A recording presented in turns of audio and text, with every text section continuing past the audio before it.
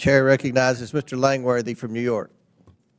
Thank you very much, Mr. Chairman. Thank you, mayors, for being here. You all represent cities that should be beacons of opportunities for young professionals, entrepreneurs, and hardworking Americans that want to make it in this world, not the laughingstocks that they've become in many ways. New York was once hailed as the capital of the world. Boston was admired for its founding role in America. Chicago was the gateway to the West and the icon of the Great Lakes. And Denver was admired for its natural beauty. Now all these cities are seen as a place where illegal immigrants, violent criminals, and gang members thrive, breaking our laws and spreading fear throughout our communities. Let's be clear. Sanctuary policies have not just failed, they've made our cities less safe and less welcoming to those who truly want to contribute to our communities. Here's a perfect example. Laken Riley's murderer was arrested in New York City on charges of detaining a minor. He was released due to New York State's sanctuary status. He was then allowed to go on to Georgia, where he murdered Laken in cold blood.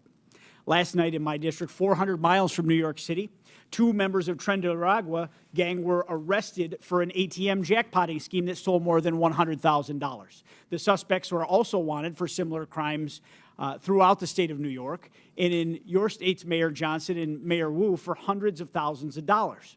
Now, God only knows what else these dangerous gang members are responsible for. Buffalo ICE recently arrested an illegal from Peru who had murdered 23 people and had the victims' faces tattooed on his body.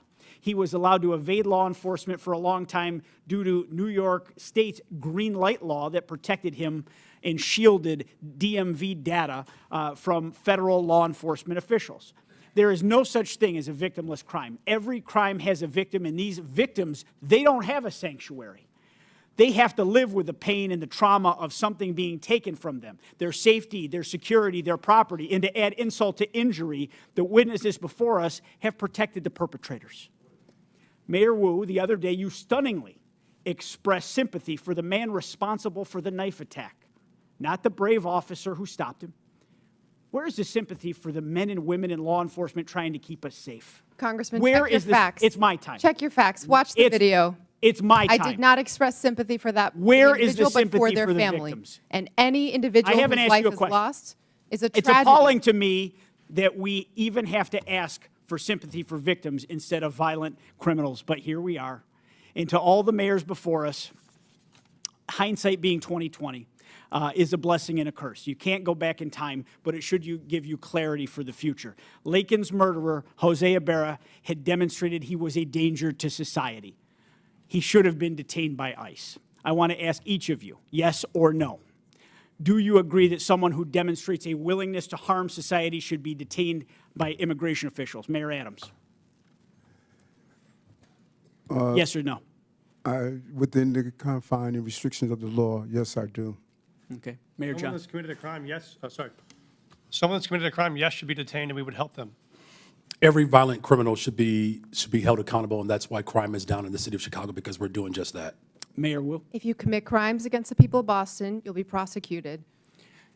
Another yes or no question. Has anything that's happened in this country in the last 3 years given you reason to consider removing sanctuary city status from your communities? Mayor Adams. I'm clear that what we do is prevent some of these crimes from taking place. Mayor Johnston. We think the system that we have works, and we will keep it. Violent crime is down in Chicago because of welcoming city ordinance. Have you considered removing sanctuary city status? Well, violent crime is down in the city of Chicago under my leadership, and we're going to continue to do what we have to do to ensure that that continues. Mayor Wu. We are the safest major city in the country, in part because people trust that they can call 911 and help police solve crimes. Have you considered removing sanctuary city status? We are going to continue to keep our policies in place that have been working for the people of Boston. I think you've answered the question. The American people are fed up with the policies that protect criminals, waste taxpayer dollars, and prioritize illegal immigrants over the safety and well-being of hardworking citizens. Your cities, once shining beacons of opportunity, have now become a symbol of failure in leadership.